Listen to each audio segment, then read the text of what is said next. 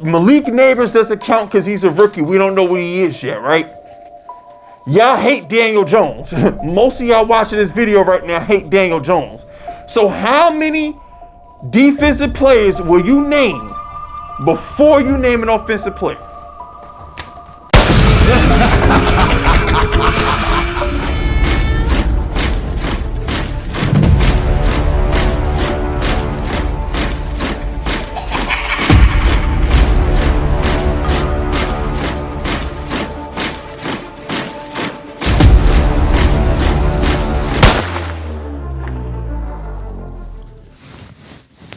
All right, look. The season is here, baby. Season is finally here, you know. Because I kind of retired at the start of the off season, I feel like the all season went a little bit faster for me than what it normally would. Because I retired and I didn't plan on talking sports again. I really didn't. You know, the kind of content that I wanted to create is what I've been working on lately. You know, mental health. I want to break down my favorite gangsters, study the laws of power. I wanted to do something that I wanted to do. I feel like talking sports became more of an obligation than a hobby. You know what I'm saying? So I didn't plan on coming back. You know, I'm fully aware that I shouldn't be wearing a mask and a hoodie to talk sports, but don't worry. When I start releasing the kind of content that I wore this mask to release, it'll make sense. But I settled that to say this.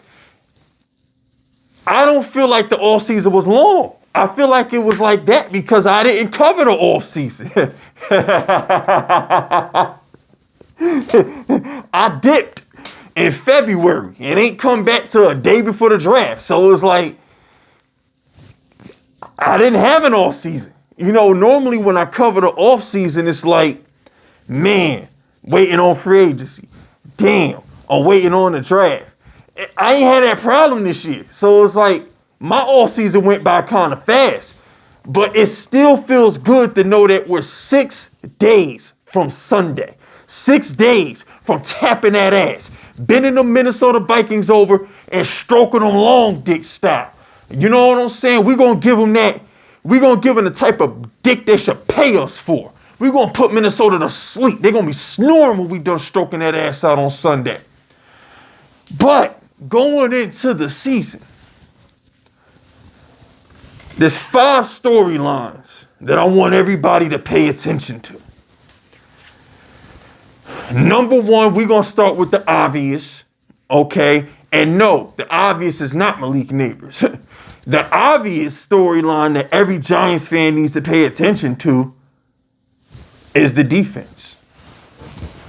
That, honestly, is the biggest storyline. You know why the defense is the biggest storyline and nobody gives it the attention that it deserves? It's because that's where our talent is. All of the Giants' best players are on defense. If you rank the 5 best players on the Giants, how many defensive players do you name before you name an offensive guy? Now that Saquon Barkley and Darren Waller are gone. All right, Malik Nabers doesn't count because he's a rookie. We don't know what he is yet, right?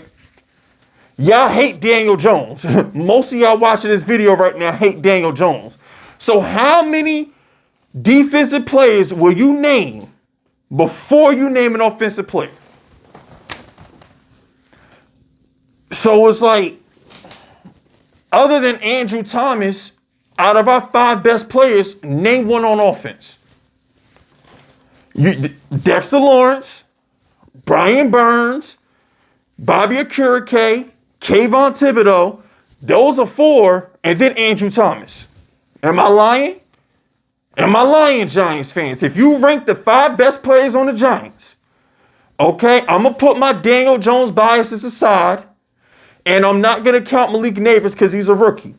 Other than Andrew Thomas, who cracks the top 5 in our best players? So I really feel like bringing in Adoree Jackson to go with Banks should shore up the secondary. So Kayvon playing for a contract because we all know rookies get extended going into their fourth season. We all know that. Brian Burns has a contract to live up to. Dexter Lawrence, now that Aaron Donald is retired, has an opportunity to take the throne as the best defensive tackle in the league. So Bobby Okereke, one of the best middle linebackers in the league. Azeez Ojulari, he shouldn't be hurt as a rotational player. We're not asking this dude to play every down now. If the secondary is competent, there's no excuses why we shouldn't be top 5 in sacks.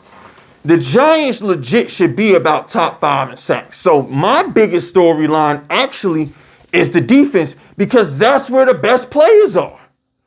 And we got rid of Wink Martindale. So let's see, because you can say what you want about Wink Martindale. The Giants led the league in turnovers last year. So, let's just see.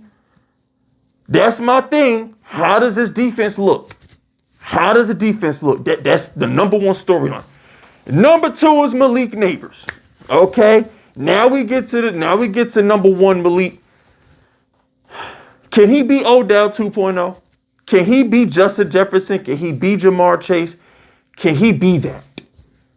You feel me? Like, will he live up to the hype? That's really the biggest question about offense. The biggest question on offense is, will Malik Nabers live up to the hype? Can he be Odell Beckham 2.0? Can he be that dog? Can he be that explosive player that makes everybody else better? Wandale, Hyatt, Singletary, Theo Johnson. Can he be that guy that everybody gets a boost from because he's on the field? That's what number 1 receivers do. Number 1 receivers dictate coverage and get other people open. That's what number 1 receivers do. You feel? There's a reason why Chris Carter and Wes Welker had career years with Randy Moss. When you're focusing on Randy Moss, you ain't thinking about Welker and Chris Carter. You feel me? So that's number 2. Number 3 is Daniel Jones. Okay? Number 3 is Daniel Jones. I'm not going to go into detail with Danny because I got a couple Daniel Jones videos coming this week. I don't want to blow my load on number 3. All I'm going to say is number 3 is Daniel Jones and him staying healthy and him putting up some numbers. Not going to go into detail. I got 2 Daniel Jones videos playing for y'all this week. So y'all will get your Daniel Jones fix this week. Number 4 is Brian Daboll and the fact that he's calling the plays. So we finally get an opportunity to see what the Brian Daboll experience is like in New York. I'm really interested to see the differences between him and Mike Kafka. I expect Brian Daboll to bomb that bitch like Call of Duty. All right? I expect Brian Daboll to dial up all the 40-yard plays, all the seam passes, all the deep post passes. I expect a whole bunch of big plays from the Giants.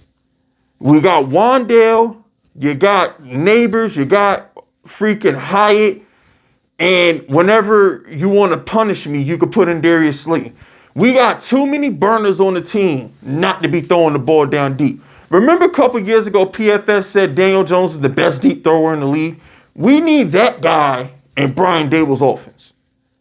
So let's just see what it's made of. You feel me? I'm looking forward to seeing what the Brian Daboll play calling looks like. You feel me?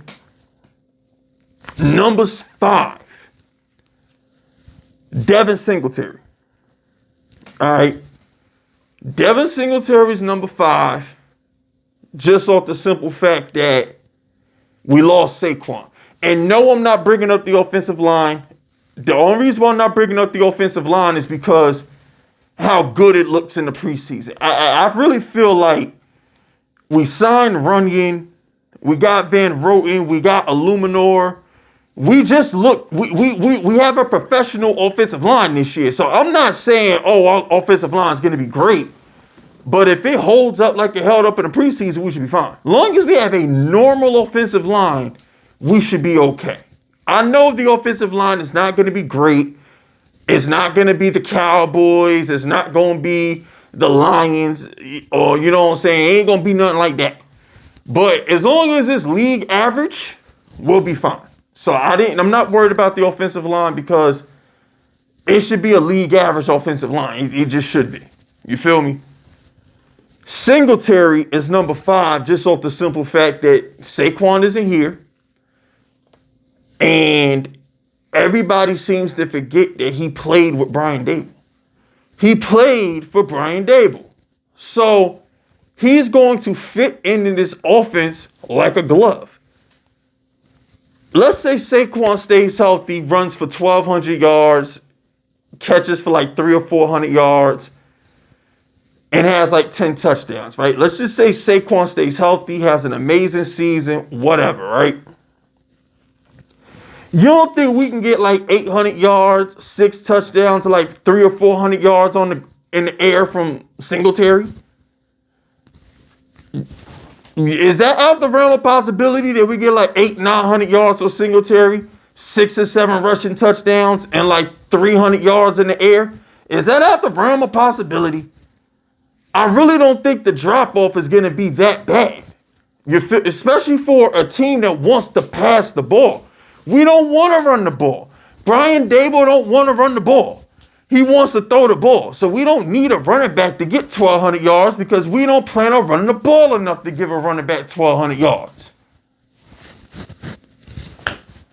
So all we need Singletary to do is ice the game, get a couple of close 3rd and 4th downs. We don't need Singletary to do much. Just ice the game for us in the 4th quarter, and we straight. So those are the 5 things that I got for the Giants. The 5 major storylines I got for the Giants going into the season. The defense, Malik Nabers, Daniel Jones, Brian Daboll play calling, and Devin Singletary's production. Those are the 5 storylines that I feel are the most important storylines going into the season. I know some of y'all would have said offensive line, but like I said, I can't picture the offensive line not being league average. Like we spent too much money, too much draft capital on the offensive line for it not to be league average. Hell, you saw it on Hard Knocks. We was overpaying for offensive linemen to make sure we. So I can't picture the line being bad. I'm not saying it's going to be great, but I can't picture it being bad. You feel me? So, all in all, fellas, that's it. That's all. Hit that like button. Hit that sub button. Drop FUs in the comments if you rocking with me. And stay vicious. Dismiss.